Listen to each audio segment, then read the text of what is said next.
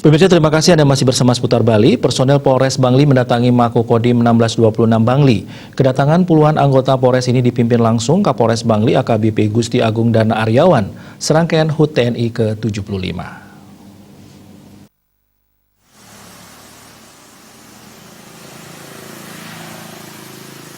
Kedatangan anggota tersebut dikawal si Propam Polres Bangli dengan menggunakan 2 unit truk Dalmas Polres. Kapolres Bangli AKBP Gusti Agung Dana Aryawan mengatakan kedatangannya bersama puluhan anggota bertujuan mengucapkan selamat hari ulang tahun TNI ke-75 tanggal 5 Oktober 2020.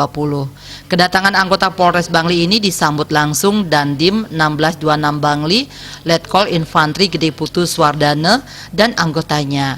Anggota Polres Bangli datang membawa nasi tumpeng dan kue ulang tahun yang bertuliskan Selamat Hari Ulang Tahun TNI ke-75. Kapolres menegaskan kegiatan ini merupakan bentuk sinergitas antara Polres Bangli dan Kodim 1626 Bangli. Keluarga besar Polres Bangli mengucapkan selamat hari jadi TNI ke-75. Semoga ke depan TNI semakin jaya dan sinergi untuk negeri.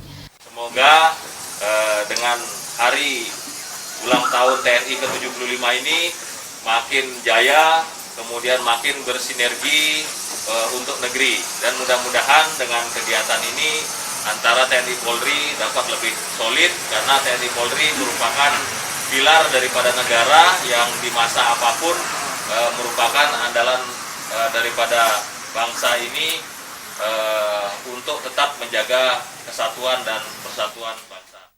Dandim Letkol Infantri Gede Putu Swardana menyampaikan terima kasih atas kejutan yang diberikan. Pihaknya menyampaikan ke depan TNI Polri di Bangli agar semakin solid dalam menjaga keamanan terutama dalam pelaksanaan Pilkada 2020. Kami keluarga besar Kodim 1626 Bangli merasa sangat bangga dan terhormat atas surprise-nya dari Bapak Kapolres. Ray Swantara, Bali TV.